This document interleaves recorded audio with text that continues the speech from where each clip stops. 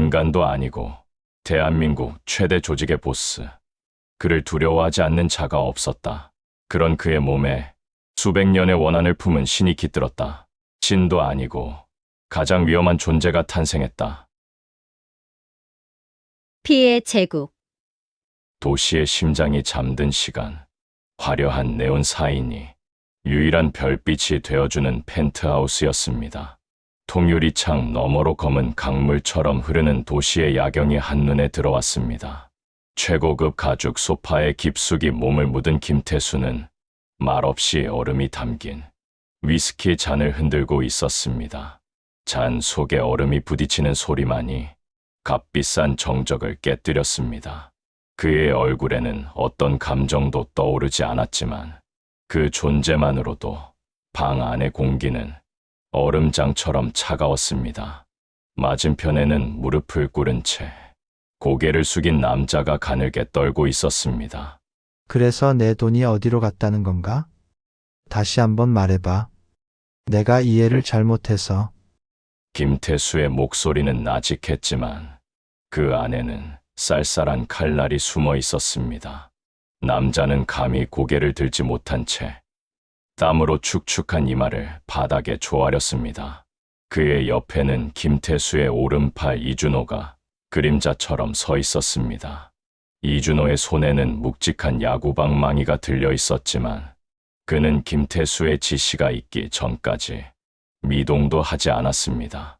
형님, 이 새끼가 혓바닥이 길어지는 걸 보니 아직 덜 맞은 것 같습니다. 준호야, 조용히 해. 난 지금 대화를 하고 있잖아. 안 그래? 김태수는 무릎 꿇은 남자를 향해 말했지만 그 시선은 창밖의 야경을 향해 있었습니다. 남자는 공포에 질려 더듬거리며 변명을 늘어놓기 시작했습니다. 사업이 어려워졌다는 둥, 금방 메꾸어 놓겠다는 둥, 신락 같은 동정심에 호소하는 비굴한 목소리였습니다. 김태수는 잠자코 그의 말을 끝까지 들어주었습니다. 그리고 길고 긴 침묵이 흘렀습니다. 남자는 이제 울음 섞인 숨소리만 내뱉고 있었습니다. 준호야, 예, 형님. 이 친구 말이 사업이 어려웠다는데 우리가 도와줘야 하지 않겠냐? 안 그래? 어떻게 도와드릴까요, 형님? 다시는 어려운 사업에 손대지 않도록 손가락으로 가르쳐 드려. 어느 손가락이 가장 일을 열심히 했는지 잘 물어보고. 김태수의 말이 끝나기가 무섭게 이준호는 남자의 머리채를 휘어잡아 안쪽 방으로 끌고 갔습니다. 고지어 문틈으로 끔찍한 비명과 뼈가 부서지는 둔탁한 소리가 새어나왔습니다. 하지만 김태수는 미간조차 찌푸리지 않았습니다. 그는 마치 배경음악을 듣는 듯 무심하게 위스키를 한 모금 더 마셨습니다. 도시의 밤은 그렇게 그의 발 아래에서 피와 비명으로 얼룩지고 있었습니다. 그것이 김태수가 군림하는 방식이자 그의 왕국을 유지하는 법칙이었습니다. 잠시 후 이준호가 피가 몇 방울 튄 셔츠 차림으로 방에서 나왔습니다. 처리했습니다, 형님. 다시는 팬데 못 굴릴 겁니다. 수고했다. 뒤처리 깨끗하게 하고 내일 아침까지 보고서 올려. 알겠습니다. 그런데 형님 안색이 안 좋아 보이십니다. 요새 잠을 잘 못 주무십니까? 이준호의 걱정, 어린 물음에 김태수는 순간적으로 표정이 굳었습니다. 하지만 이내 평소의 무표정으로 돌아왔습니다. 쓸데없는 소리. 피곤할 뿐이다. 너도 그만 들어가 봐. 예, 형님, 편히 쉬십시오. 이준호가 깍듯하게 인사를 하고 펜트하우스를 떠났습니다. 다시 혼자가 된 김태수는 소파에 등을 기댄 채 길게 한숨을 내쉬었습니다. 피곤하다는 것은 거짓말이 아니었습니다. 하지만 단순한 피로가 아니었습니다. 매일 밤 그는 똑같은 악몽에 시달리고 있었습니다. 꿈속에서 그의 손은 언제나 끈적하고 비릿한 피로 흥건했습니다. 아무리 씻어내려 해도 지워지지 않는 마치 자신의 피부처럼 달라붙은 피였습니다. 그는 자리에서 일어나 욕실로 향했습니다. 차가운 물을 틀어 몇 번이고 손을 씻었습니다. 하얀 세면대 위로 붉은 물이 흘러내리는 환영이 스쳐 지나갔습니다. 심장이 덜컥 내려앉았습니다. 젠장, 또 시작인가? 이건 그냥 꿈일 뿐이야. 피곤해서 그래. 그는 거울 속 자신의 얼굴을 마주 보았습니다. 대한민국 최대 조직의 보스 김태수. 그의 눈에는 두려움이라는 감정이 어울리지 않았습니다. 하지만 지금 거울에 비친 남자의 눈동자는 미세하게 흔들리고 있었습니다. 그는 주먹으로 세면대를 강하게 내리쳤습니다. 쩍 하는 소리와 함께 세면대에 금이 갔습니다. 고통이 손등을 파고들었지만 오히려 그 감각이 그를 현실로 끌어당기는 듯했습니다. 그는 거친 숨을 몰아쉬며 젖은 손을 내려다보았습니다. 다행히 피는 없었습니다. 그날 밤도 그는 뜬 눈으로 지새워야 했습니다. 조폭의 우두머리라는 자리는 화려했지만 그 이면에는 누구에게도 말할 수 없는 어둠이 짙게 깔리고 있었습니다. 다음 날 오후 김태수는 자신의 구역 중 하나인 대형 유흥업소의 VIP 룸에서 보고를 받고 있었습니다. 형님, 인근 신도시 개발권과 관련해서 경쟁 조직 놈들이 슬슬 작업을 걸어오고 있습니다. 독사파 놈들입니다, 형님. 아주 물불 안 가리고 날뛰고 있습니다. 독사. 뱀새끼들이 호랑이 없는 산에서 왕 노릇을 하려 드는군. 준호야, 예, 형님. 오늘 저녁에 그 뱀새끼들 대가리 좀 보고 너라. 그리고 전에 이 바닥 주인은 나 김태수라고. 더 이상 기어오르면 굴 파고 들어갈 구멍도 없이 땅에 묻어버릴 거라고. 알겠습니다. 확실하게 전달하고 오겠습니다. 보고가 끝나고 간부들이 물러가자 이준호는 조심스럽게 말을 꺼냈습니다. 형님 드릴 말씀이 있습니다. 어머님께서 형님을 꼭 좀 뵙고 싶다고 하십니다. 용한 분을 찾았다고 꼭 같이 가보자고 성하십니다. 또 그 소리냐? 내가 그런 거 믿지 않는 거 알면서. 이번에는 정말 보통 분이 아니시라고 합니다. 매일 밤 악몽에 시달리시지 않냐고. 순간 김태수의 심장이 쿵 하고 내려앉았습니다. 이준호에게조차 말한 적 없는 비밀이었습니다. 내가 말했나? 아닙니다. 형님 맹세코 아닙니다. 어머님께서 그분께 들은 얘기를 제게 전해주셨을 뿐입니다. 깊은 갈등 끝에 그는 마지못해 입을 열었습니다. 어디라고 하더냐? 변두리에 있는 작은 신당이라고 합니다. 박선영이라는 만신이라고. 결국 김태수는 이준호와 함께 허름한 주택가 골목에 위치한 신당을 찾았습니다. 안으로 들어서자 짙은 향냄새와 함께 기묘한 분위기가 그를 덮쳤습니다. 잠시 후 안쪽에서 한 여자가 걸어 나왔습니다. 무복 차림이 아니었다면 무당이라고 하기에는 너무나 평범한 인상에 40대 중반으로 보이는 여자, 박선영이었습니다. 하지만 그녀의 눈빛은 모든 것을 꿰뚫어보는 듯 깊고 고요했습니다. 오실 줄 알았습니다. 앉으시지요. 박선영은 돌아보지도 않고 말했습니다. 내 어머니한테 이상한 소리를 했다고 들었는데 무슨 꿍꿍이지? 돈이라도 뜯어낼 생각이었나? 돈으로 해결될 일이었으면 제가 먼저 돈을 달라고 했을 겁니다. 당신 몸에 신이 오르려 하고 있습니다. 아주 크고 강하고 사나운 신입니다. 신 지금 나보고 무당이라도 되라는 건가? 내가 누군지 알고 하는 소리야. 당신이 누군지는 중요하지 않습니다. 당신의 피가 그분을 부르고 있기 때문입니다. 당신 조상 중에 아주 큰 무장기가 있었습니다. 수많은 피를 손에 묻혔고 그 원념과 기운이 대대로 이어져 내려오다 가장 강한 기운을 가진 당신에게 닿은 겁니다.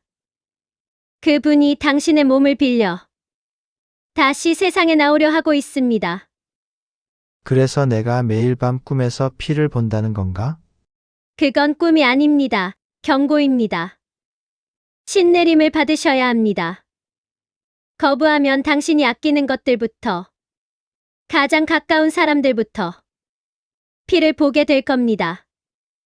가장 가까운 사람들이라는 말에 김태수의 눈빛이 차갑게 가라앉았습니다. 그의 내면에는 이준호의 얼굴이 스쳐 지나갔습니다. 가짜 소리. 다시는 내 눈앞에 나타나지도 말고 우리 어머니한테 연락하지도 마. 한 번만 더 내 귀에 당신 이름이 들리면 이 신당이 통째로 사라지게 될 테니 명심해. 김태수는 뒤도 돌아보지 않고 신당을 나섰습니다. 문이 닫히고 신당 안에는 박선영 혼자 남았습니다. 이미 운명의 수레바퀴는 구르기 시작했는데 어찌 막으시려고. 박선영을 만나고 온 며칠 뒤 악몽은 더욱 심해졌습니다. 이제는 꿈속에서 피 묻은 손뿐만 아니라 알아들을 수 없는 언어로 속삭이는 목소리까지 들려오기 시작했습니다. 형님, 정말 괜찮으신 겁니까? 병원이라도 한번 가보시는 게. 됐다고 했지 신경 쓰지 마. 순간 서류 위로 붉은 핏방울이 뚝 떨어지는 환영을 보았습니다. 그는 저도 모르게 움찔하며 손을 확인했지만 손은 깨끗했습니다. 준호 형님 큰일 났습니다. 막내놈 하나가 죽었습니다. 공사장 타워 크레인에서 떨어졌는데 상태가 너무 이상합니다. 잠시 후 김태수와 이준호는 경찰 통제선이 쳐진 공사 현장에 도착했습니다. 바닥에는 날카롭게 깨진 거울 조각들과 마치 제사를 지낸 듯 흩뿌려진 붉은 팥이 있었습니다. 그의 머릿속에 박선영의 목소리가 섬뜩하게 울려 퍼졌습니다. 당신이 아끼는 것들부터 피를 보게 될 겁니다. 아니야.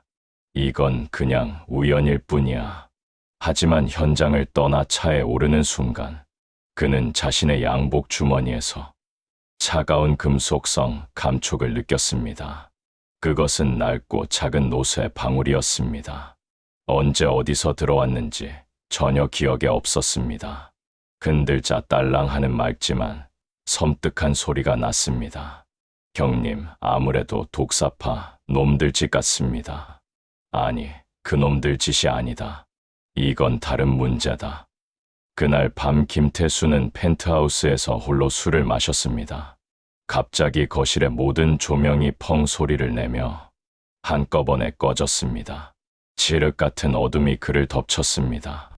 그때 그의 귓가에 섬뜩한 소리가 들려왔습니다. 트달라. 주머니 속에서 방울 소리가 희미하게 울린 것이었습니다. 그리고 어둠 속에서 무언가 수상한 기운이 그의 등 뒤로 다가오는 것이 느껴졌습니다. 숨결이 닿을 듯한 거리에서 차갑고 비릿한 피 냄새가 풍겨왔습니다. 그는 천천히, 아주 천천히 고개를 돌렸습니다. 어둠 속 그의 바로 뒤에 비에 젖은 긴 머리카락을 늘어뜨린 형체가 희미하게 보였습니다.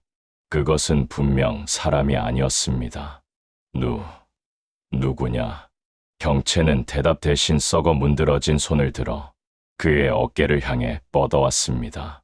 공포가 그의 온몸을 지배하는 순간 꺼졌던 조명이 일제히 다시 켜졌습니다. 방 안은 환하게 밝아졌고 그의 뒤에는 아무것도 없었습니다. 그는 떨리는 손으로 위스키 병을 집어 그대로 병째 들이켰습니다. 이것은 더 이상 단순한 악몽이나 환영이 아니었습니다. 늦은 새벽 김태수는 전화벨 소리에 잠에서 깼습니다. 형님, 준호 형님이 당했습니다. 김태수의 심장이 멎는 것 같았습니다. 잠시 후 그는 자신이 관리하는 유흥업소 지하주차장에 도착했습니다. 이준호의 몸은 날카로운 무언가에 수십 군데나 찔린 듯 피투성이었고 눈은 믿을 수 없다는 듯 허공을 향해 열려 있었습니다. 그의 주변에는 깨진 거울 조각과 붉은 팥이 사방에 널려 있었습니다. 준호야, 이준호. 김태수는 무릎을 꿇고 이준호의 싸늘한 시신을 끌어안았습니다. 따뜻한 온기가 남아있지 않은 동생의 몸을 안고 그는 목이 터져라 울부짖었습니다. 그의 울음소리는 차가운 주차장에 공허하게 울려 퍼졌습니다. 경찰들은 경쟁 조직의 소행으로 잠정 결론을 내렸지만 김태수는 알고 있었습니다. 이것은 인간의 짓이 아니었습니다. 박선영의 저주가 현실이 된 것이었습니다. 자신이 이준호를 밀어냈기 때문에 자신의 곁을 떠난 그가 희생양이 된 것이라는 끔찍한 죄책감이 그의 온몸을 감쌌습니다. 내가 널 이렇게 만든 거야. 미안하다, 준호야, 미안하다. 하지만 약속할게. 인간이든 귀신이든 내가 반드시 내 피값 받아주고야 말겠다. 그는 주머니에서 노쇠 방울을 꺼내 손 안에서 강하게 움켜쥐었습니다. 이준호의 장례식은 성대하게 치러졌습니다. 검은 정장을 입은 수백 명의 조직원들이 장례식장을 가득 메웠지만 김태수는 영혼이 빠져나간 사람처럼 텅 빈 눈으로 영정사진 속에서 웃고 있는 이준호만 바라보고 있었습니다. 준호의 복수. 김태수가 기계처럼 그 말을 되뇌었습니다. 전부 다 죽여버릴 거야. 장례식이 끝나고 김태수는 자신의 펜트하우스에 틀어박혔습니다. 외부와의 모든 연락을 끊고 방 안에 자신을 가두었습니다. 잠이 들면 어김없이 이준호가 피를 흘리며 나타나 자신을 원망하는 악몽을 꾸었기 때문입니다. 현실과 환상의 경계는 점점 더 희미해졌습니다. 제발 그만해. 원하는 게 뭐야? 나한테서 뭘 더 뺏어가야 만족하겠어? 그는 허공을 향해 소리쳤지만 대답은 없었습니다. 그는 미친 사람처럼 방 안의 모든 것을 부수기 시작했습니다. 한참을 날뛰던 그는 깨진 거울 조각 앞에 주저앉았습니다.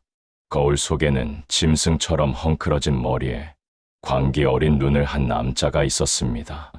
그것은 더 이상 그가 알던 김태수의 모습이 아니었습니다. 이게 나라고? 내가 이렇게 망가졌다고? 그는 떨리는 손으로 거울 조각을 집어들었습니다. 날카로운 파편에 손바닥이 베어 붉은 피가 흘러내렸습니다. 그 순간 그의 머릿속에 하나의 생각이 섬광처럼 스쳐 지나갔습니다. 그래, 피, 더 많은 피가 필요해. 그는 전화기를 들었습니다. 지금 당장 애들 전부 소집해. 한 놈도 빠짐없이. 오늘 밤 뱀 사냥을 시작한다. 살아있는 놈은 한 놈도 남기지 마. 전부 제물로 바칠 거다. 그날 밤 도시는 숨을 죽였습니다. 수십 대의 검은 세단이 도시의 밤을 가르며 독사파의 아지트로 향했습니다. 김태수는 가장 선두의 차에 타고 있었습니다. 그의 손에는 날이 시퍼렇게 선 장검이 들려 있었습니다. 한 놈도 살려두지 마라. 전부 죽여. 창고 안은 순식간에 아비규환의 지옥으로 변했습니다. 비명과 고함, 둔탁한 타격음이 뒤섞여 밤의 정적을 찢었습니다. 김태수는 마치 춤을 추듯 검을 휘둘렀습니다. 그의 움직임에는 인간의 것이라고는 믿기지 않는 기묘한 힘과 속도가 실려 있었습니다.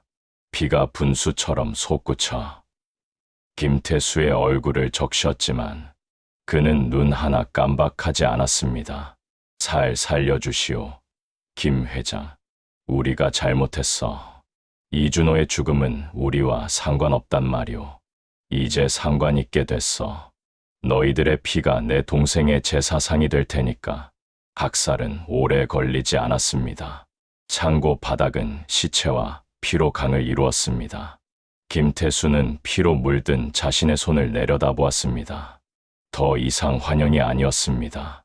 이것은 진짜 피였습니다. 그때였습니다. 그의 주머니에서 딸랑하고 방울 소리가 맑게 울렸습니다. 그리고 그의 귓가에 속삭이는 목소리가 들려왔습니다. 아직 부족하다. 그는 허탈하게 웃었습니다. 수십 명을 죽였지만 아무것도 해결되지 않았습니다. 이준호는 돌아오지 않았고 저주는 끝나지 않았습니다. 이제 만족하십니까? 어느새 그의 뒤에 박선영이 서 있었습니다. 그녀는 이 끔찍한 지옥도 속에서도 평온한 표정을 잃지 않고 있었습니다. 피냄새가 너무 진동을 해서 와봤습니다. 이 많은 피로도 그분의 갈증을 채울 수는 없습니다. 어쩌라는 거야? 나보고 그딴 귀신한테 내 몸을 내주라고? 선택은 당신의 몫입니다. 이대로 모두를 죽음으로 몰고 가며 파멸할 것인지, 아니면 운명을 받아들이고 그 힘을 통제할 것인지. 박선영의 말은 잔인한 진실이 되어 김태수의 가슴에 박혔습니다. 그는 피범벅이 된 자신의 손과 쓰러진 시체들, 두려움에 떨고 있는 자신의 부하들을 번갈아 보았습니다.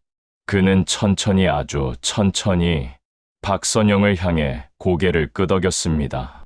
그것은 항복이자 돌이킬 수 없는 계약의 시작이었습니다. 김태수의 결심을 확인한 박선영은 그를 자신의 신당으로 이끌었습니다. 지금부터 내림굿을 시작할 겁니다. 보통의 내림굿과는 다를 겁니다. 당신 안의 신이 너무나도 크고 사납기 때문에 당신의 영혼과 신의 영혼이 치열하게 싸우게 될 겁니다.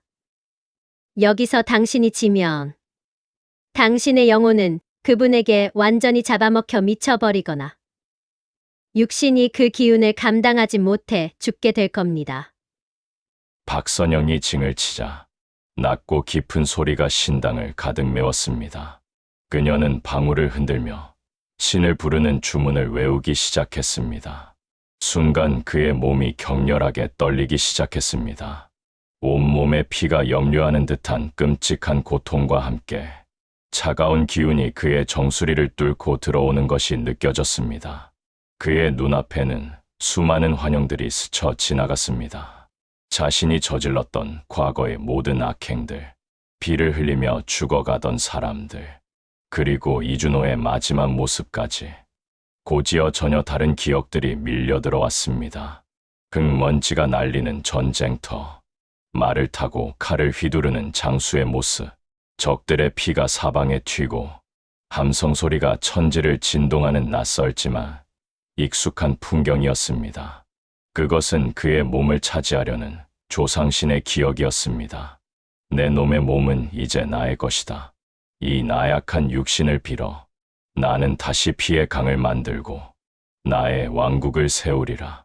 닥쳐, 내 몸이야. 이건 내 인생이라고.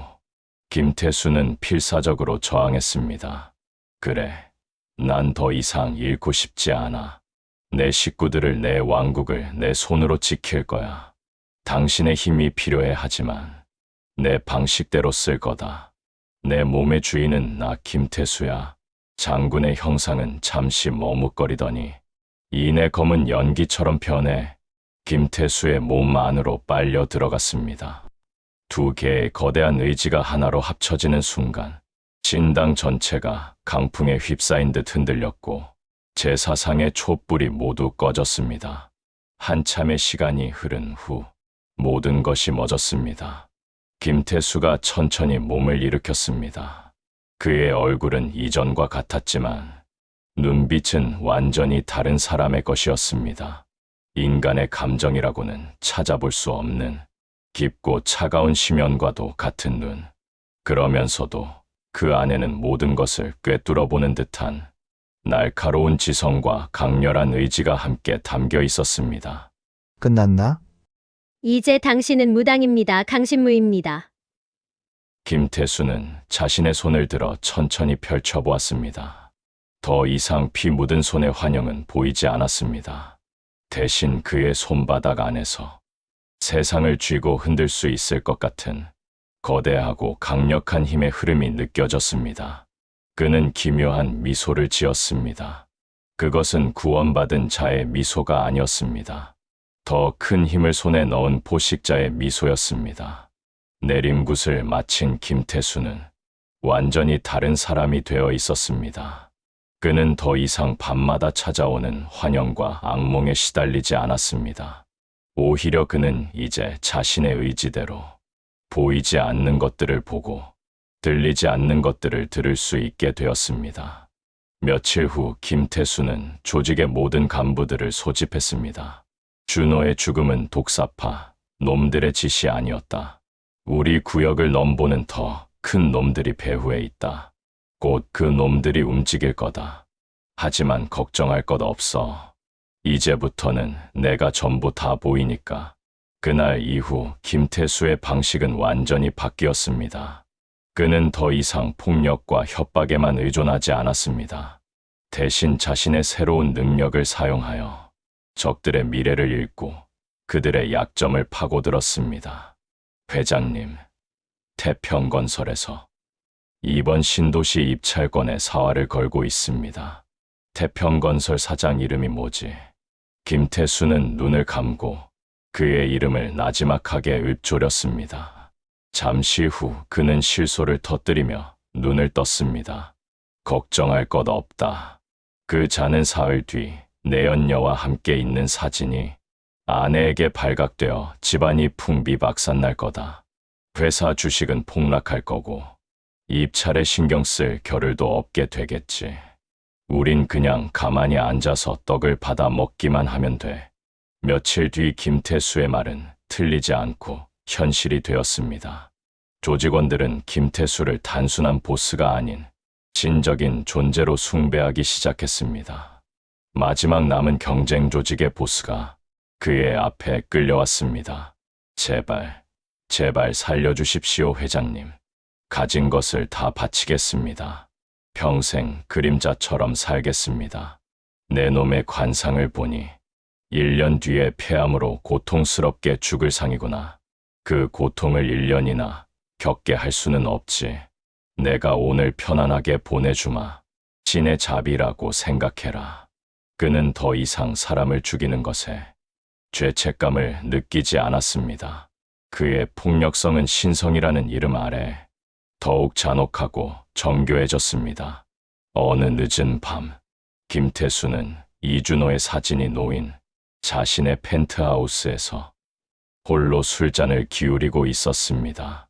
그의 눈에는 도시의 화려한 불빛과 함께 그 속에서 꿈틀대는 수많은 인간들의 욕망과 운명이 보였습니다.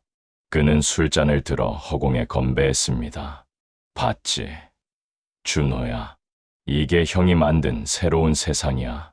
이제 아무도 우릴 얕보지 못해. 아무도 내 것을 빼앗아가지 못한다고. 내가 이 도시의 새로운 신이 될 거다. 그의 얼굴에 옅은 미소가 떠올랐습니다. 그 미소는 잔혹한 신의 오만함과 모든 것을 잃고 힘을 택한 한 남자의 깊은 고독이 기묘하게 뒤섞여 있었습니다. 그는 신내림을 받아들여 자신을 둘러싼 비극을 멈추었지만 그 대가로 스스로가 더 큰 비극의 중심이 되어버렸습니다. 폭력으로 얼룩진 조폭의 삶과 신성한 힘의 결합은 결국 세상을 구원하는 무당이 아닌 피의 신탁을 내리는 잔혹한 신을 탄생시키고야 말았습니다. 도시의 밤은 그의 발 아래 고요히 엎드려 있었고 그의 피의 왕국은 이제 막 시작되고 있었습니다.